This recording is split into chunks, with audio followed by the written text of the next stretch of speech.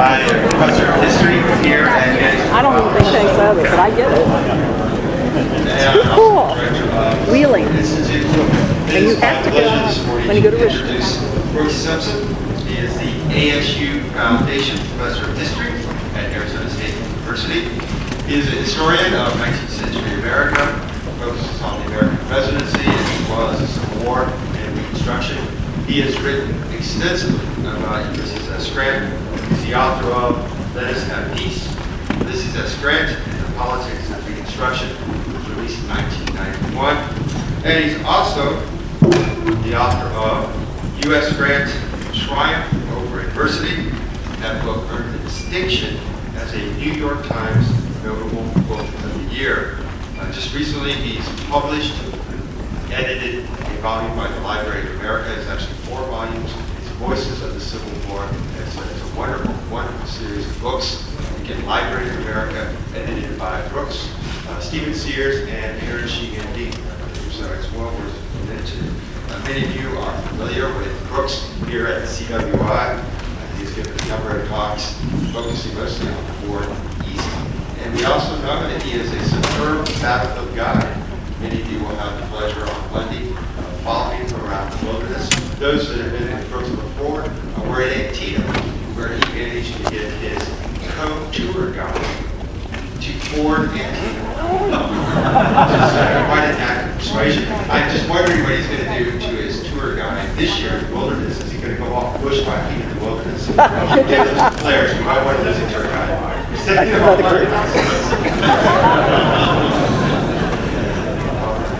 Brooks is going to speak to us contingencies and circumstances, U.S. Grant, and the problem of Virginia in 1864. Brooks Simpson.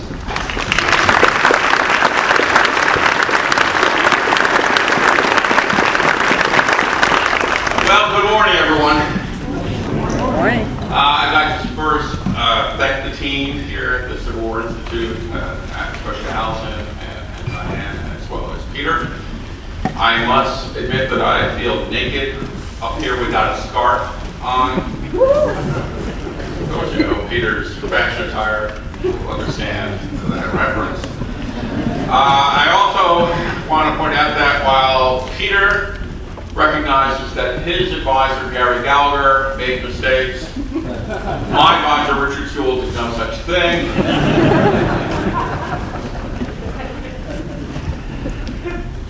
But I was also intrigued when I was listening to Peter's presentation, which seemed to dwell on the sexual practices and fantasies of Confederate generals and their historians.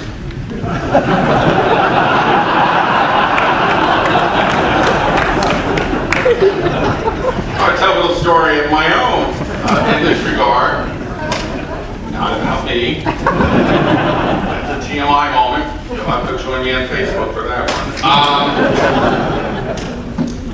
But then several years ago, my wife Cheryl and I went to Whitehaven, which was the plantation where Ulysses S. Grant's in-laws had lived and later was owned by Grant during his presidency.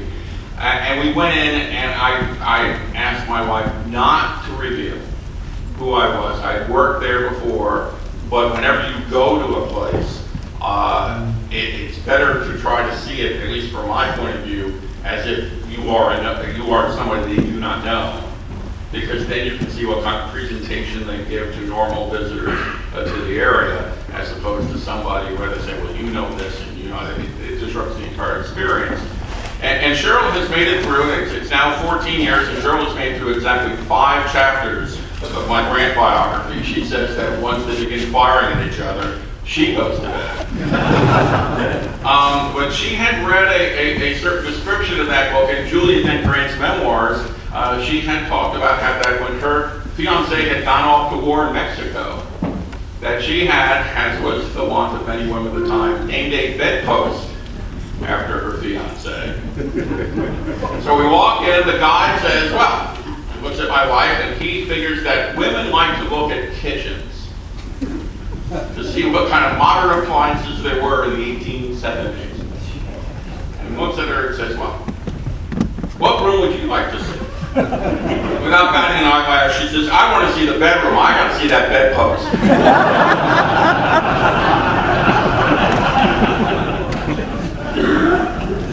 The rest of the trip was marked by that peculiar exchange.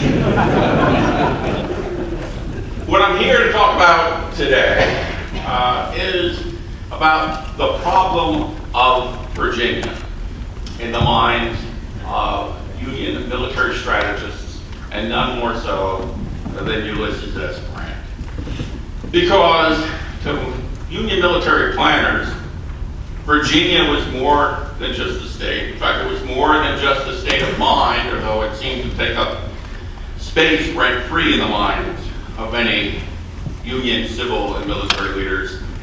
But Virginia was the major obstacle facing the United States military strategy during the American Civil War.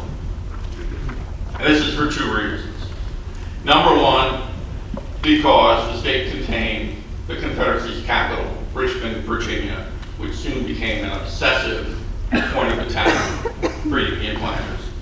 And because that capital was defended by none other than Robert E. Lee and his Army of Northern Virginia, the finest fighting force that the Confederacy had to offer, led by its most brilliant commander. So those two reasons there, Lee and Richmond, transfixed Union military planners. And let's look at the ways in which Virginia therefore poses a problem. It poses a problem militarily for Union planners. It is, after all, the home field of Lee and his army. The Army of Northern Virginia won all the big ones in Virginia. Now, if they left Virginia, they might encounter a little difficulty. But if they were in their home ballpark, so to speak, they acquitted themselves exceedingly well against numerically superior Union forces. How do you change that? How do you break the pattern in intense parlance of hold and serve? And in fact, that army was the primary target of an army with serious problems of its own. The Army of the Potomac, which today could be a fine reality show, at least in terms of its officer corps, its dysfunctionality.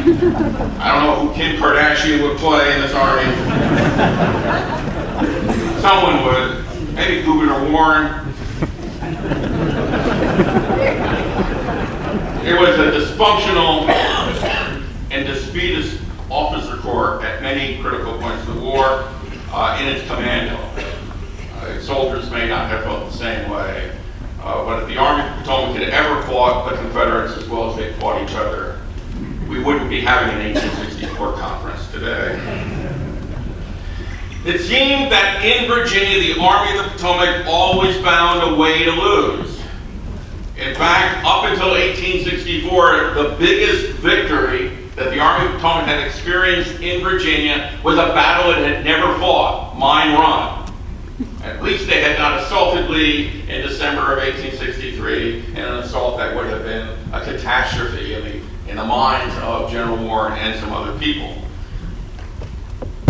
Mine Run becomes this golden moment, just like entering empty cities was the fantasy of George McClellan beforehand. So militarily, Virginia poses a major problem. It also poses a major problem politically. It is the focus of the 19th century media because the proximity of the two capitals, Richmond and Washington. People pay attention to what happens in Virginia in a way they do not pay attention to what happens in Tennessee or Mississippi or any other state west of the Appalachian Mountains. Abraham Lincoln, in fact, noticed this in 1862. He said, how can we win all these victories in the West and yet be so hurt by a half defeat in the East? He was referring to 7 days. Why do people pay attention to what's going on in the East? And to this day, we are still Eastern-centric. The story of Confederate military superiority in terms of generalship has to be a story of Confederate generalship in the East. No one is seriously going to make the argument that Braxton Bragg and Joe Johnston, Earl Van Dorn, and others were the cream of the Confederate leadership crop. if you go into town, you will not find a cup with a Bragg picture on it.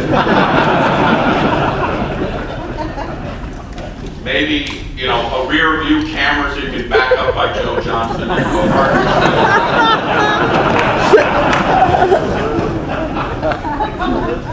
But when we talk about Confederate superior generalship, we're talking about the Eastern Theater.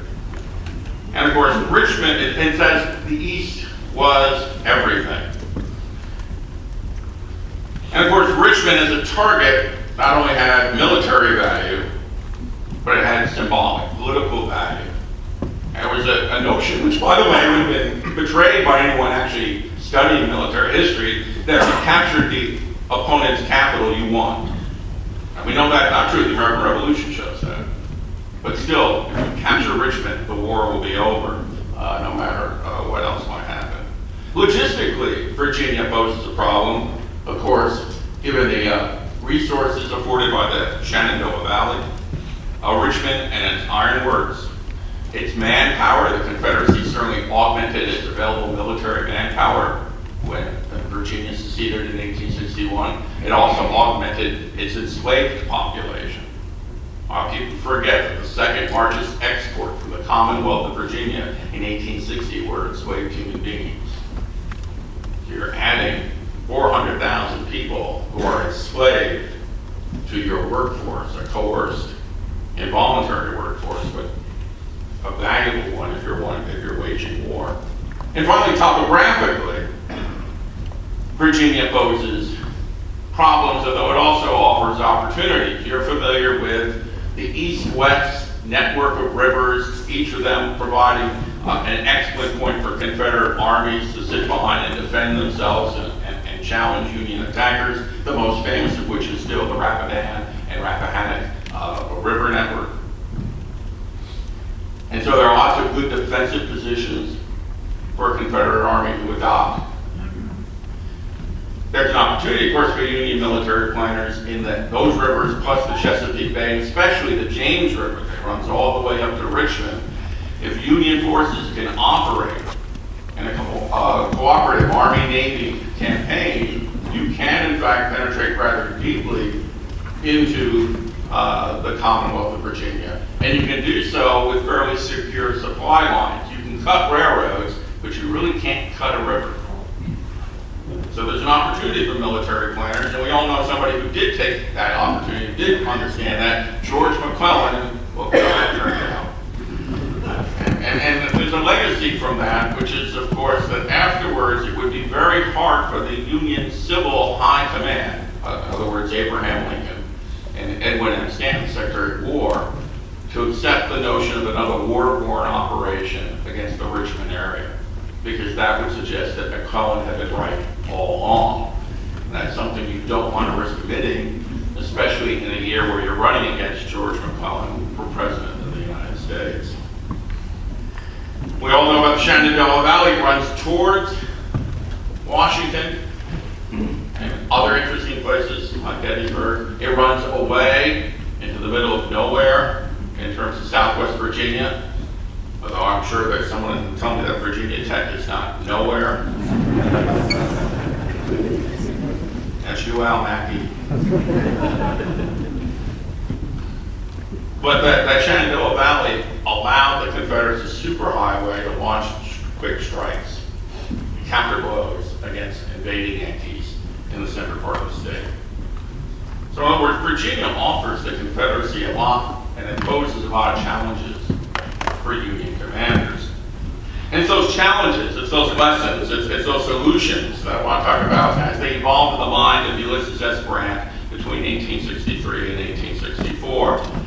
As Grant assesses the situation, tries out solutions, adjusts in response to circumstances, improvises, innovates, does all sorts of things. There's one thing that's very interesting about Grant, and when things didn't go well, Grant had another idea. He just didn't simply sit and pout and say, it didn't work, my plan was perfect, it went awry, gee, tough luck. But let's remember, first of all, and the reason I bring it back to 1863 is that in August of that year, Grant heard that there had been a movement afoot to have him replace George G Meade as commander of the Army of the Potomac. And Grant himself made clear to correspondents that he did not want that job. He said that he knew the capabilities of his generals and men where they were. He also knew the devils that were there, like the recently ousted John McClernand. And he'd have to learn everything anew if he went east, fight with generals and men he did not know, their strengths and weaknesses. And he also knew that the last time a Westerner, John Pope, had gone east, things had not gone well. Feathers were ruffled. And he knew that the Army of the Potomac would resent the imposition of another outsider. So he's already aware. The rumors about the Army of the Potomac have already made their way west by the middle of the conflict. In January 1864, however, Henry Halleck had asked Grant to outline a plan of campaign not only for the West in 1864, and Grant is now a theater commander, a Western theater commander, but he also asked Grant, what you're thinking about the Eastern Theater? And so Grant turns to two people, Cyrus Comstock and Baldy Smith, both of whom had experience in the Eastern Theater, to help draw a strategic plan. This plan is often overlooked, but it's something you should understand if you want to understand what happens in 1864, what Grant did do versus what Grant wanted to do. And the whole plan was based upon the notion that the best way to deal with Virginia was to avoid it as much as possible. That while the Army of the Potomac might still stay in north central Virginia, its major job would be to protect Washington and keep Lee in place. The major operation would be an amphibious operation against the North Carolina coast, where a column of approximately 60,000 men would land, penetrate into North Carolina, where it was known that many white Southerners were dissatisfied with the Confederacy, where you could snip all of rail lines linking Richmond to the rest of the Confederate heartland, where in fact you could enlist African Americans in support of the cause of the United States and freedom. And so this invasion plan was not only militarily interesting, but it also had political ramifications, which would have shown just how revolutionary this war had become, and addressed the issue of the hearts and minds of many white Southerners, as well as the thirst for freedom of many black Southerners. Lee would be neutralized in this, unless he went to North Carolina, unless Lee left his state. Think about this during the American Civil War. Once Lee is put in command of the Army of Northern Virginia, he never visits another Confederate state. Now, you may forget that Lee, before he had that position, did in fact spend some time in South Carolina, Georgia, the coastal defenses. But once he's put in command of the Army of Northern Virginia, he's never going to go into another Confederate state. He'll go into Maryland, he'll go into Pennsylvania, but he's not leaving Virginia. This plan would have forced Lee to either come out and fight or attack it at a disadvantageous situation in Northern Virginia. At least that was Grant's hope. The plan's rejected. Halleck makes it clear, we're not going to do that. He claimed they didn't have enough men. In fact, they had enough men in early 1864 to execute this plan. The Army of the Potomac was supposed to be 60 to 70,000 men. This column is supposed to have 60,000 men. Start doing the math and see how many people Grant at the outset of the overland campaign, plus the Army of the James. It was sufficient manpower. Why didn't Halleck want to do this? And Halleck's still the general-in-chief at this time, and Halleck's very good to provide us a map in front of him and an empty file cabinet to be filled. And Halleck points out very nicely that, we are committed to the overland strategy as much as possible. So I point out this point from the beginning and say Grant really didn't want to fight in Virginia. He didn't see that it made a lot of sense to fight Robert E. Lee on his home turf. And far from this notion of a war of grinding attrition as being Grant's initial intent, this is a war of maneuver using the Union's advantage in naval power to seek to move the war out of Virginia altogether as a theater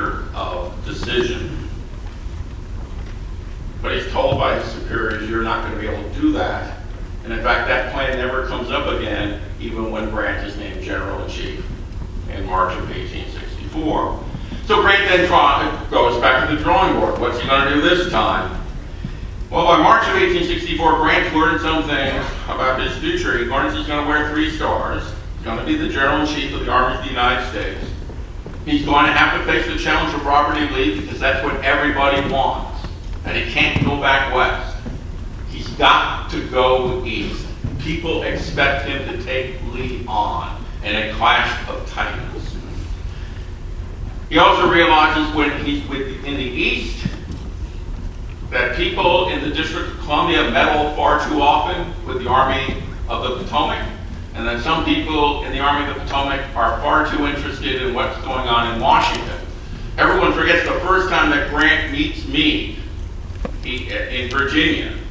He then goes back with Meade to Washington because Meade has to testify before the Joint Committee on the Conduct of the War about Meade's great defeat at Gettysburg and how he was saved by Dan Sickles and Dan Butterfield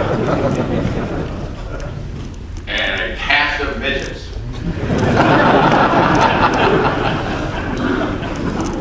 And that teaches Grant something. In fact, one of the first orders Grant issues about the common General-in-Chief is you cannot go to Washington from the Army without having a pass countersigned by headquarters. There's not going to be any more of this backdoor backstabbing that has been so characteristic of a civil military culture that had been promoted in part by none other than the President of the United States, Abraham Lincoln. Grant also hit the come east, therefore, the challenge of popular expectation. That's why you're getting the 3rd star. That's why you're getting overall command, because you're going to have to address the problem of Virginia head on. And so Grant devises a plan which you've heard elements of already. A plan which in Virginia has 4 prongs. An Operation Southwest Virginia. An operation southward through the Shenandoah Valley. A column moving towards Richmond and Petersburg along the James River. And then the main army maneuver in north central Virginia, the Army of the Potomac, that would move to engage Lee. But this was, again, a plan that didn't look towards bloody battles of attrition. Grant, in fact, hoped to shred the Confederate logistical network, threaten Richmond indirectly, and force Lee to fight a battle not of his own choosing. That if this plan worked, the Union would finally possess the Shenandoah Valley, thus depriving the Confederacy that superhighway of invasion. The plan worked, either Richmond or Petersburg would fall, or at least the railroads between those cities south towards the rest of the Confederacy would be severed. And Lee would find himself either in central Virginia trying to do something against the Army of the Potomac or rushing back to defend Richmond with the Army of the Potomac on its heels.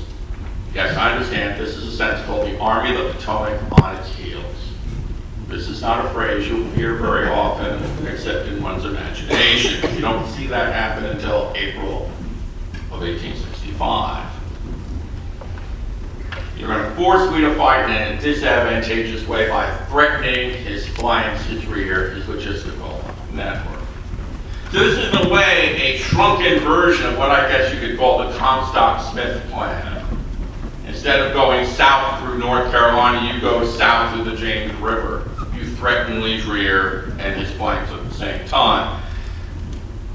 There's only one problem with this plan, that for all the leeway that Abraham Lincoln was willing to give Ulysses S. Grant still had to suffer with certain subordinate commanders of sufficient seniority to demand Army commands, including Franz Sigel in the Shenandoah Valley and Benjamin Butler with the Army of the James. And of course, key to this plan would also be that Grant or someone will supervise the Army of the Potomac directly. But it's really important here to understand this is not seen to be a war of attrition in terms of wearing people down through continuous combat. It's supposed to be something else. It's supposed to force Lee into a difficult position where no matter what he does, it won't turn out well. Well, we forget that actually for the first week or so, this plan work in central Virginia. You'll hear all about what was going on in the wilderness and in Spotsylvania, ad nauseum, ad infinitum, and we do find out during that time that Grant can't crush Lee's army, despite all his efforts to move his men around, seek opportunities, sometimes asking a little too much of that army in terms of its command capabilities. Trying to figure out how that army works. But on the other hand, Robert E. Lee could not do that either. In part, so I'm told, because he didn't listen sufficiently to John B. Gordon, whose recollections are how we could have won the war had they listened to me. So we don't worry about armchair historians, the armchair generals, so to speak. But we've got some armchair generals writing their memoirs. I could have won the war. Grant finds out the Army of Potomac is not responsive enough to his impatient touch. But still, by the time of May 11th, the day before the assault on the Muleshoe and the Bloody Angle, as Grant writes back to Washington, says, I will fight it out this line if it takes all summer. He promised Grant would give up within a week. But why was he doing that? Because he thought a Lee pinned in place at that moment. And if you have to fight that battle, you might as well fight at Spotsylvania, pin Lee in place. If Sigel does his job, and Butler does his job, the Army of Northern Virginia will be swallowed up. Be cut off from its supplies. The Confederate capital will fall.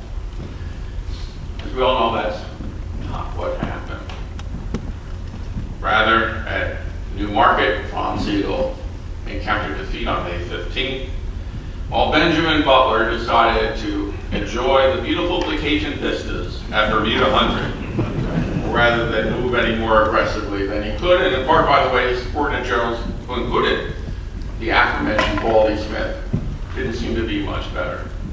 In other words, Grant's plan breaks within the first 2 weeks. We talk about how no plan of combat survives initial contact with the enemy. This is one of those cases. And so what you have to evaluate with Grant here is not that his plan fails, but what does he do when his plan fails? Because we know too many generals, when their plan fails, they went back home, cried themselves to sleep, and then prepared to write a memoir saying, "It's not my fault, boss." Sometimes writing to the President of the United States and the Secretary of War, the fault is not with me. The fault is with somebody else in Washington. Grant instead decided to do something that had been on his mind from the beginning as an option, which was continue to move around Lee's right flank and make his way to unite with the Army of the James at the James River, which is what he does. And then we all know the story of Cold Harbor, or we don't, and we think we do. Because the fact of the matter is that Cold Harbor is by no means quite the physical disaster that it might be a psychological setback in terms of actual damage done to the Army. While bloody and futile, it wasn't the same as certain other attacks that occurred during the campaign. More people die at the Muleshoe and the Bloody Angle than die at Cold Harbor, but we view those actions significantly differently. The real question is, was there any payoff for it? And the answer is no, there's no payoff. There's nothing that compensates for the losses. Grant himself pointed this out. But given that situation, Grant then does something which, in fact, he talked about with people from the beginning of the campaign. There's an idea that will go around that all of a sudden inspiration struck Grant on June 4th or 5th or whatever and said, oh, I guess we'll go to the Army of the James, as if you could just call Amazon Prime and get pontoons moved to the James River. See, Lee used Facebook. Grant used Amazon because Grant had a much better understanding logistics.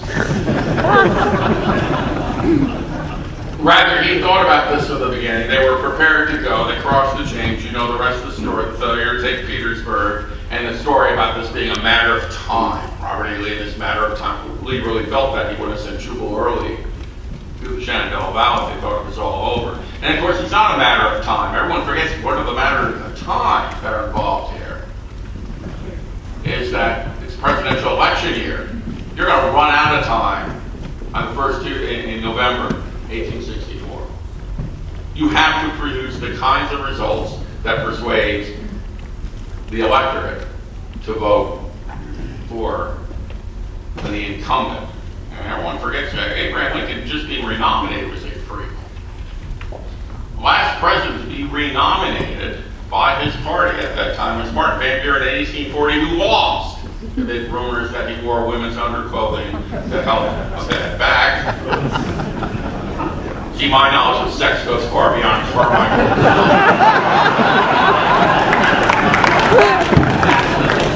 It includes garments and fashions, which, of course, the man with a scarf would understand.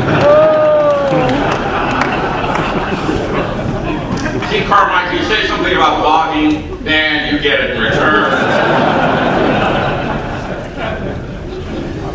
But he also found that although he found that he was, in fact, a very impressive opponent, he also found that his army was somewhat flawed, and in fact, at one point, he turned to a general he brought from the West, James H. Wilson, and he went, "What's wrong with this army? How do I fix this up?" And Wilson looked back and went, "Well, you've got an Indian chief on your staff, Eli Parker, the Seneca Nation. Get him drunk, give him a tomahawk, and let him go to work." And Grant, interested in this notion of beheading and scalping, said, "Well, who should he target?" Wilson said, "I don't care, just a half dozen, I'll do it." Indiscriminate violence and killing.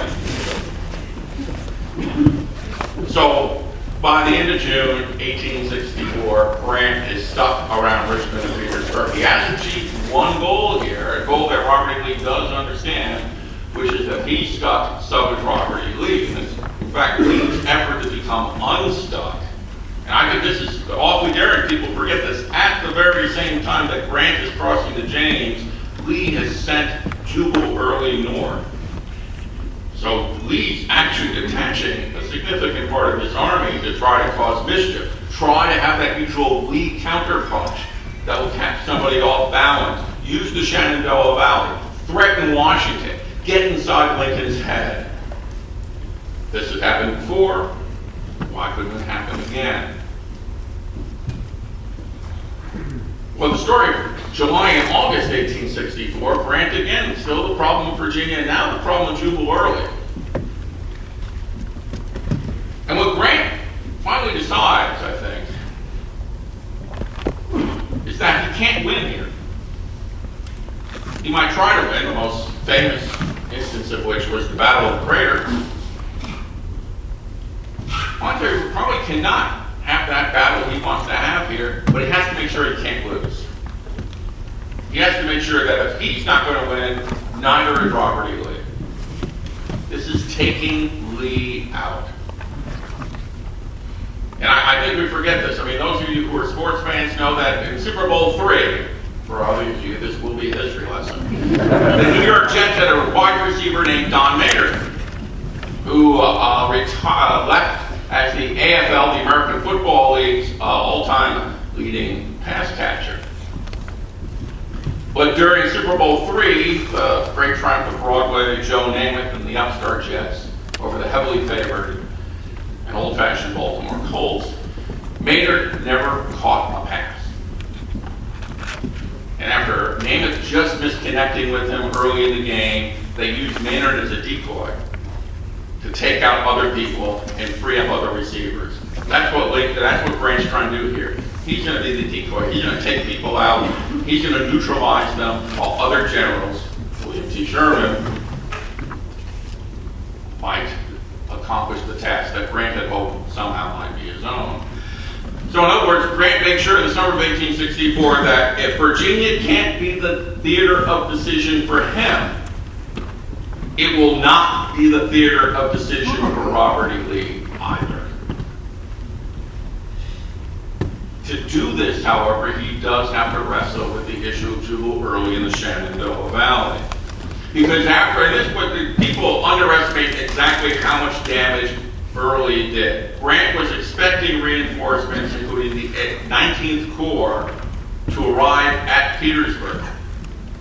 When Early moves north, not only does Grant have to send the 6th Corps and Horatio Wright up to the outskirts of Washington, he also has to earmark the 19th Corps, which he thought would reinforce his operations around Richmond and Petersburg. He has to have them go north and join both the 6th and the 8th Corps and form what's called the Army of the Shenandoah. And so Early did a lot of damage simply by diverting resources and making people pay attention to Washington, which again on an election year to see Confederate forces on the outskirts of Washington looking at the Silver Spring metro station. That's something you might want to worry about. And so there's an image problem here. Image is everything in a presidential election here.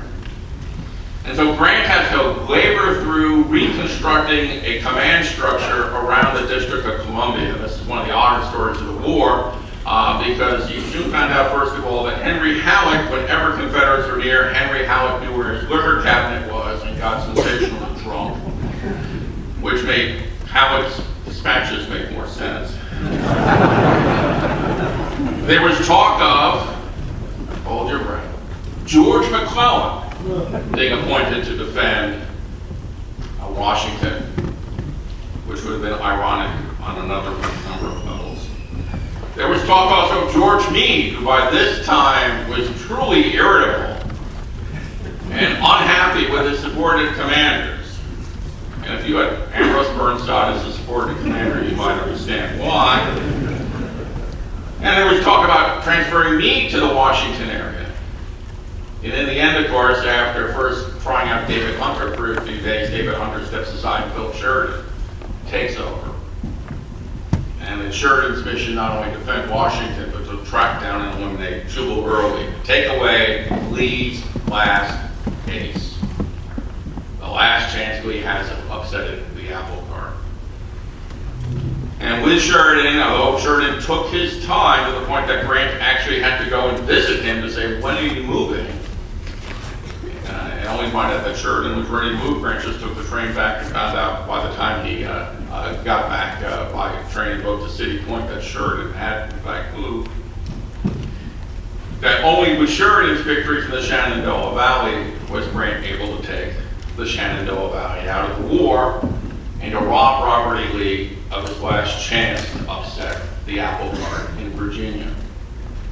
And so what Grant had done, he couldn't win, but he could make sure that Lee couldn't win either. And the war would have to be decided elsewhere, where again, Union military leadership was superior to its Confederate counterpart.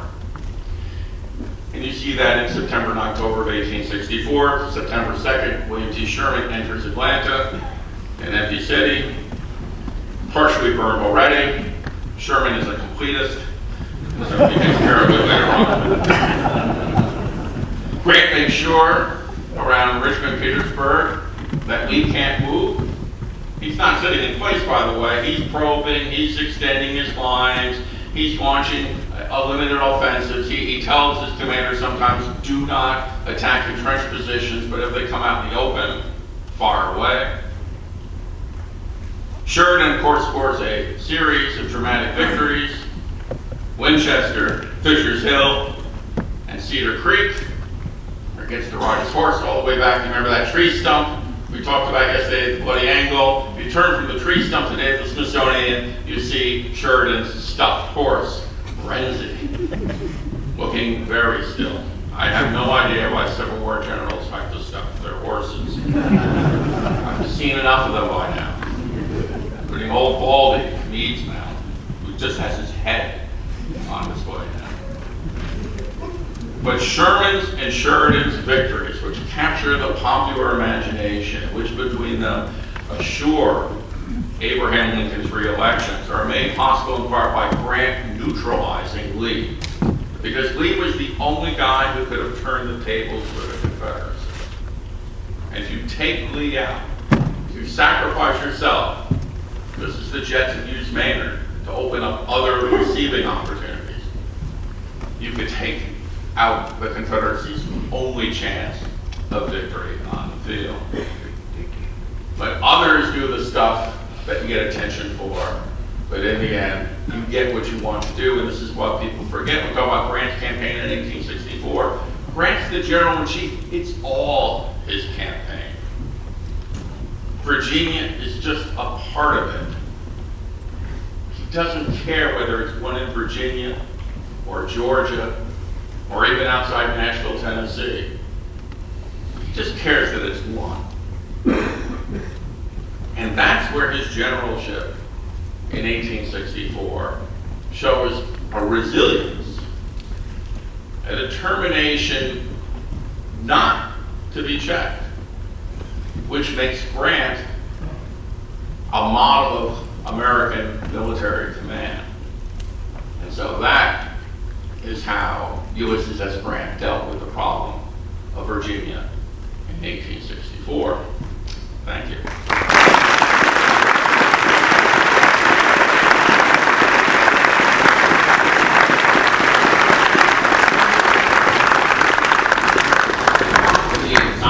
Portion. I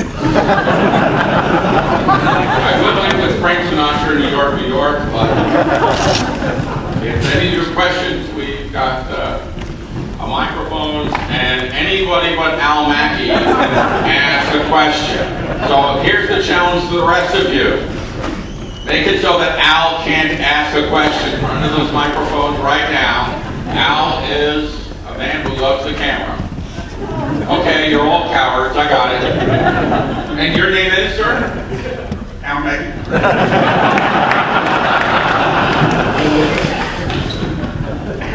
By the way, Brooks, Tech wasn't founded until 1872, so your statement during the Civil War was correct. There was not much down in Southwest Virginia at the time. Some things never change. Go ahead.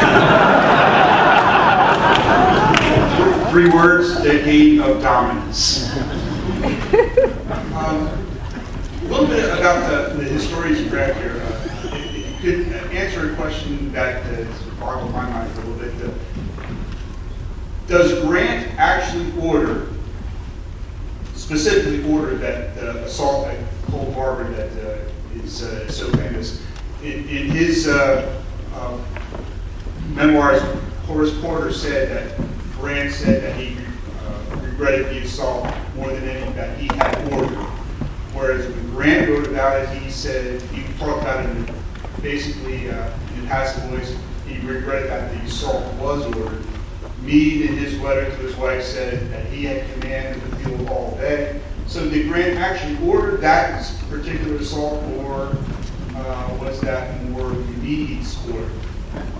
It would be Meade's order. In fact, Meade and Grant had a difficult time about 10 days before the North Anna, in which Meade had finally expressed his frustration with not being able to operate his army.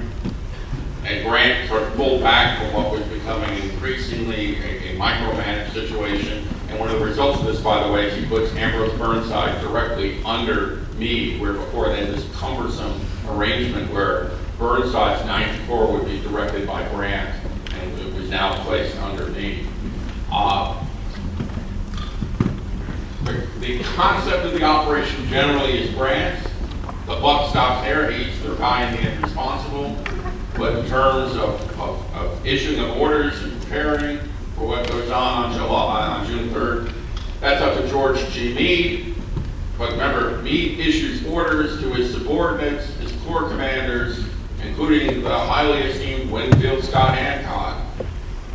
And the evidence shows that those 3 corps commanders, especially Hancock, did not do their job on June 3 in ascertaining where the Confederates were and how to defend.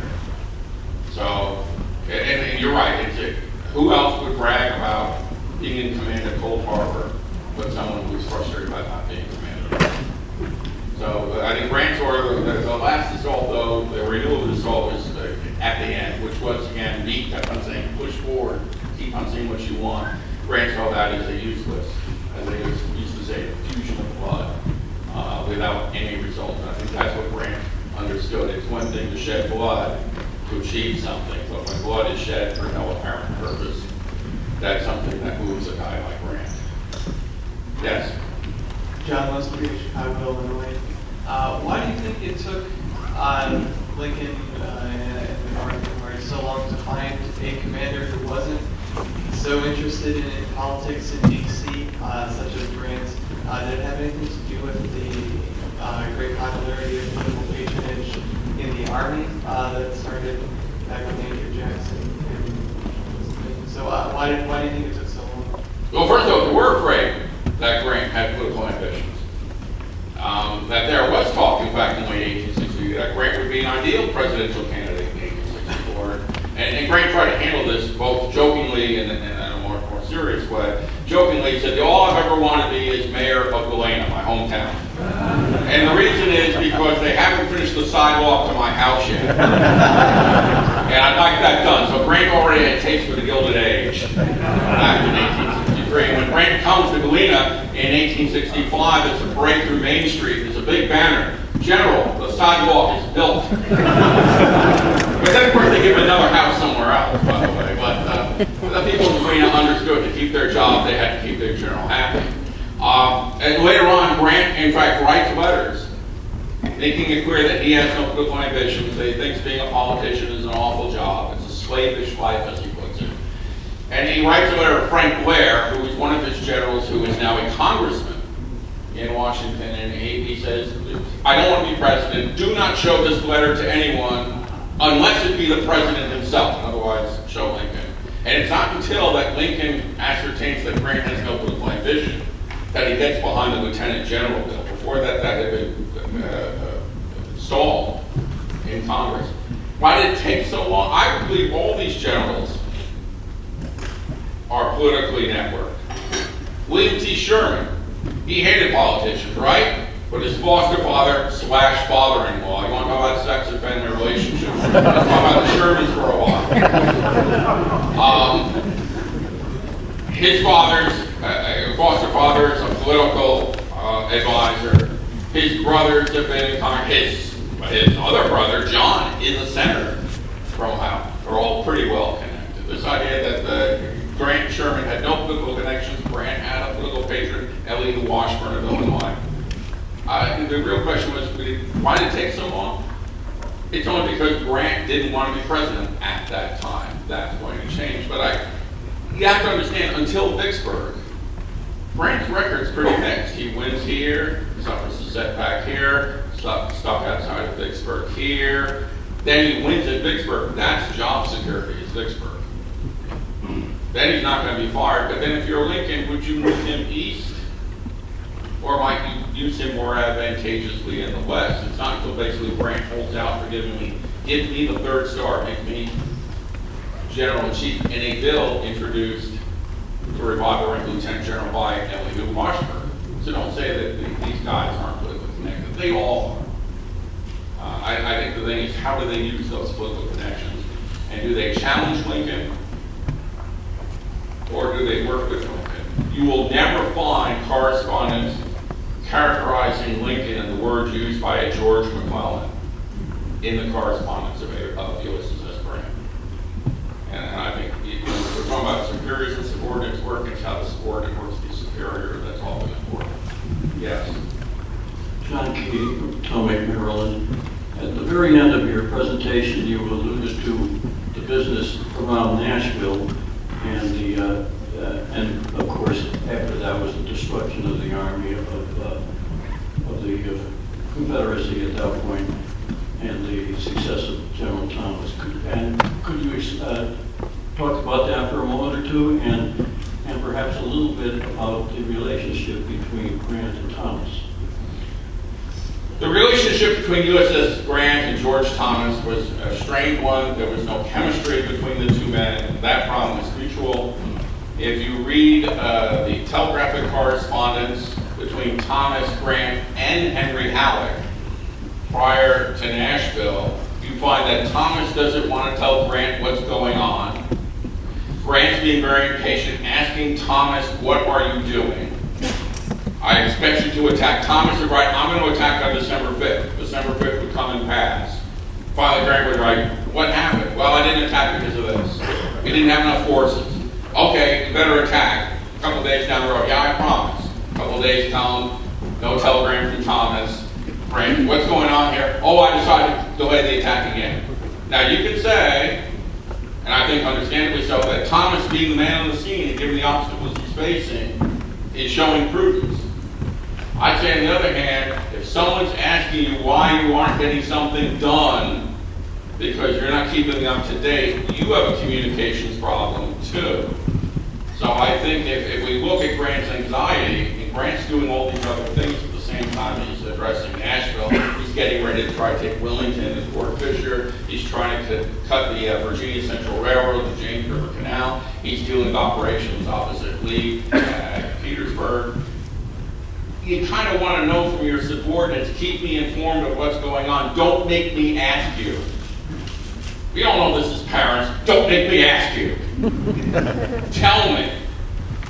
Thomas wouldn't do that, but he could tell Halleck. So, and if you read the other correspondence at the same time, Grant's getting flack from Lincoln and Stanton. What's going on here? Why isn't Thomas moving? They compare Thomas to McClellan and Rosecrans. So I think one of the things you have to do, I think, as a historian, is put yourself in someone's place and take away that great advantage of hindsight. We think that's a ridiculous relationship and that Grant's a fool because Nashville is such a signal victory. Grant doesn't know that. In fact, Thomas tells Grant that Hood poses a serious threat. So if you heard that, wouldn't you think Hood posed a serious threat? That's what the man on the ground tells you.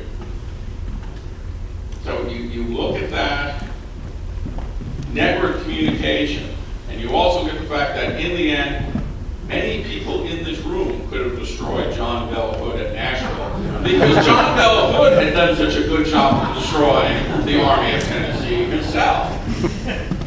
That relationship becomes, I think you have to be fair to both men by saying they didn't work well with each other, they did not communicate well with each other, they did not trust each other. And so I can't single one man out over the other. I think relationships are two-way streets, and that relationship is a dead end on each side of each end of the street. Yes? Your reference to Grant's comment about being mayor of Galena prompts me to ask you, is that a unusual stroke of humor for him, or was he someone with a real sense of humor in these years? Well, yes, although I'm not going to actually have the Henny Youngman version of U.S. Grant show. But my favorite might be the one about Charles Sumner, in which Grant was surprised with the fact that Sumner did not believe in the Bible, and Grant's reply was, that's because he didn't write it.